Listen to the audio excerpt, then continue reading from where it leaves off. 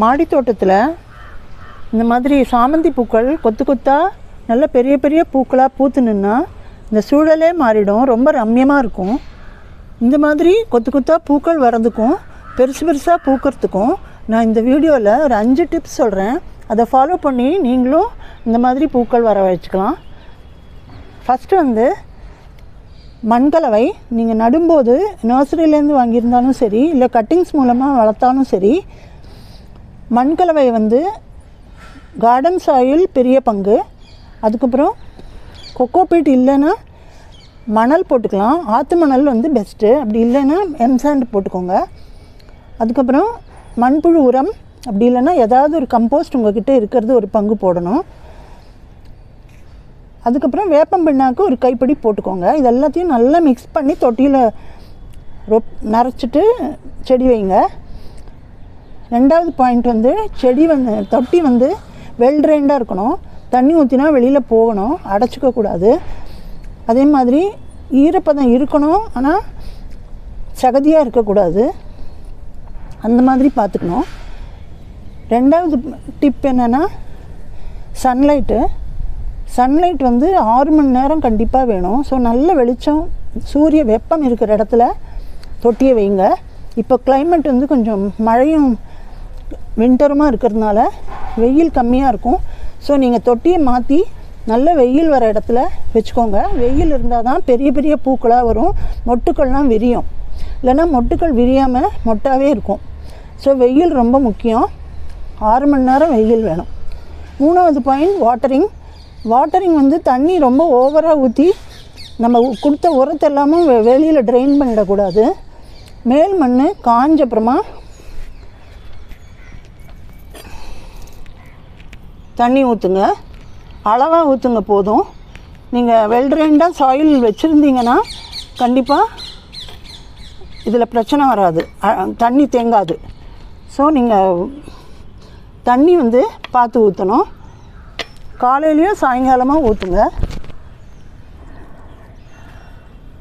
4வது பாயிண்ட் ஃபர்டிலைசர்னு பார்த்திங்கன்னா இதுக்கு வந்து இந்த மாதிரி வாழைப்பழத்தோல் காய வச்சு பொடி பண்ணி அந்த பொடியை ஒரு டேபிள் ஸ்பூன் இந்த மாதிரி பாட்டுக்கு நீங்கள் கொடுக்கலாம்.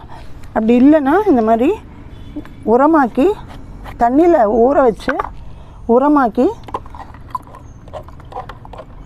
இந்த தண்ணியை 1 டம்ளர் ஊற்றி விடலாம். 12 இன்ச் பாட்டுக்கு நீங்கள் 1 டம்ளர் கொடுக்கலாம். கொஞ்சம் டைல்யூட் பண்ணிவிட்டு இந்த மாதிரி கொடுங்க. சுற்றிலும் பரவலாக ஊற்றி விடுங்க, ஒரே இடத்துல ஊற்றி விட்டுறாதீங்க. அப்போ தான் செடியில் அடியில் வரைக்கும் வேர் வரைக்கும் போய் செடிக்கு மேலே சத்துக்கள் ஏறும், வேர்கள் உறிஞ்சும்.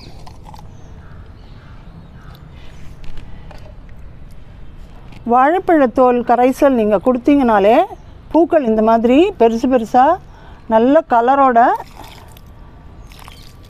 பஞ்சாக பூக்கும், மொட்டுக்கள் எல்லாமே விரியும். ஸோ நான் வாழைப்பழத்தோல் தான் வாரத்துக்கு ஒரு தடவை கொடுக்குறேன்.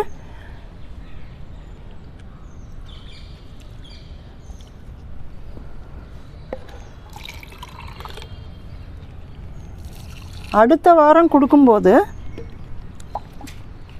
இந்த மாதிரி டீ வேஸ்ட் இருக்கும், அது கொடுங்க. ஃப்ரெஷ் டீ வேணுங்கிறது இல்லை, ஃப்ரெஷ் டீயாக இருந்தால் 1/2 டீஸ்பூன் போட்டால் போதும். இது வந்து டீ வந்து போட்டு அதை வந்து காய வச்சுருக்கேன், நல்லா வாஷ் பண்ணி காய வச்சது. இதை வந்து ஆல்டர்னேட்டிவாக இப்போ இந்த வாரம் வாழைப்பழத்தோல் கரைசலோ வாழைப்பழத்தோல் ட்ரையாக பொடிச்சதோ 1 ஸ்பூன் கொடுத்தீங்கன்னா அடுத்த வாரம் இது 1 டீஸ்பூன் போட்டு விடுங்க. இப்போ நான் வந்து வாழைப்பழத்தோல் கரைசல் கொடுத்துட்டேன். இதை வந்து அடுத்த வாரம் நான் 1 டீஸ்பூன் எல்லா தொட்டிக்கும் போட்டு விடுவேன்.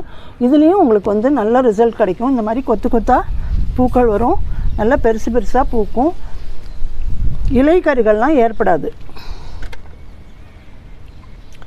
அடுத்த பாயிண்ட் வந்து 5வது பாயிண்ட் பெஸ்டிசைடு. இதுக்கு வந்து மாவு பூச்சி தொல்லை வரும். இங்கே பாருங்கள், இந்த மாதிரி திருப்பி பார்க்கணும். நீங்கள் அந்த மொட்டுக்கு அடியிலெல்லாம் மாவு பூச்சி உட்காந்துருக்கும், பூக்களுக்கு அடியிலெல்லாம் உட்காந்துருக்கும். ஸோ காலையில் வரும்போது நீங்கள் ஒரு தடவை இதெல்லாம் செக் பண்ணிவிடுங்க.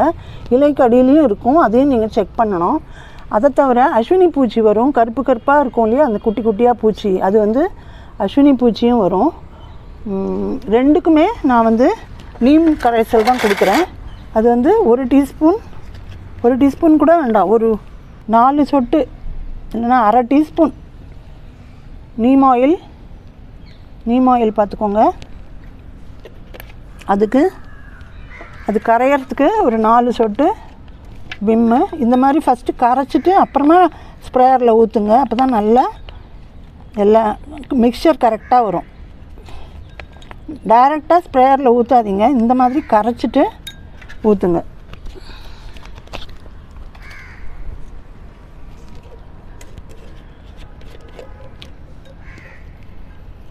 இந்த எண்ணெய் இதில் நல்லா கரைஞ்சிடுத்து. இனிமேல் இதை வந்து நீங்கள் ஸ்ப்ரேயரில் ஊற்றிக்கலாம்.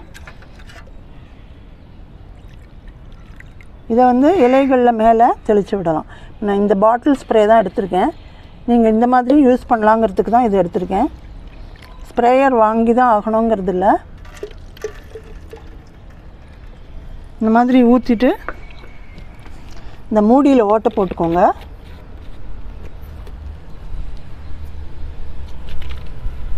குளிக்கிட்டு மேலே தெளித்து விட வேண்டியது தான். இப்படி தெளித்து வாரம் ஒரு நாள் தெளிக்கலாம். அப்படி இல்லைன்னா நீங்கள் 2-3 நாள் தொடர்ந்து அடிச்சிட்டிங்கன்னா அப்புறம் வரவே வராது.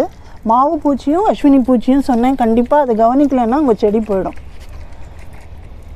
ஸோ 5 டிப்ஸ் சொல்லியிருக்கேன். இது எல்லாத்தையும் ஃபாலோ பண்ணிங்கனாலே போதும். உங்கள் சாமந்தி செடியும் நல்லா இந்த மாதிரி கொத்து கொத்தாக பல வண்ணங்களில் பூத்து நிற்கும். உங்கள் கார்டனே ரொம்ப பார்க்குறதுக்கு அழகாக இருக்கும். இந்த மாதிரி ஸ்ப்ரேயர் கூட நான் யூஸ் பண்ணுவேன் எப்போயாவது. இதுலேயும் இருக்குது பாருங்கள், இந்த மாதிரி அடித்து விடலாம். இந்த பூக்கள் பின்னாடி கூட செக் பண்ணுங்கள், எல்லா இடத்துலையும் படுற மாதிரி அடித்து விடுங்க. ஸோ 5 பாயிண்ட் சொன்னேன். ஃபஸ்ட்டு மண்கலவை ட்ரெயின் ஆகிற மாதிரி நல்ல பொலபலன்னு இருக்கணும். அதுக்கு மணல் கலந்து விட்டுருங்க. அப்புறம் வேப்ப மண்ணாக்கு போட்டுக்கோங்க. 2வது சன்லைட்டு நல்ல வெயில் படணும். 3வது தண்ணி தேங்குற மாதிரி சொதன்னு இருக்கக்கூடாது, அளவாக ஊற்றணும். 4வது ஃபர்டிலைசர் வாழைப்பழத்தோல் கரைசல் ரொம்ப நல்லது. நிறைய பூக்கள் பூக்கும், பெருசாக பூக்கும். வாரத்துக்கு ஒரு நாள் கொடுங்க. அடுத்த வாரம் அந்த உரத்தை மாற்றி டீ வேஸ்ட் கொடுங்க. டீ வேஸ்ட் கம்போஸ்டாகவும் கொடுக்கலாம், வெறும் டீ வேஸ்ட்டையும் கொடுக்கலாம்.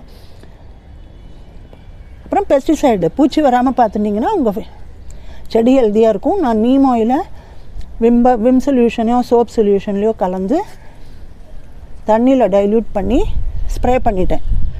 ஸோ நீங்களும் இதெல்லாம் ஃபாலோ பண்ணி உங்கள் சாமந்தி பூக்களை நல்லா செழிப்பாக வளர்த்துக்கோங்க. இந்த வீடியோ பிடிச்சிருக்குன்னு நினைக்கிறேன். எல்லோரும் லைக் பண்ணுங்கள், லைக் பண்ண மறந்துடாதீங்க. ஷேர் பண்ணுங்கள் உங்கள் ஃப்ரெண்ட்ஸ்க்கெல்லாம், கார்டன் வச்சுருக்கிற ஃப்ரெண்ட்ஸ்க்கெல்லாம்.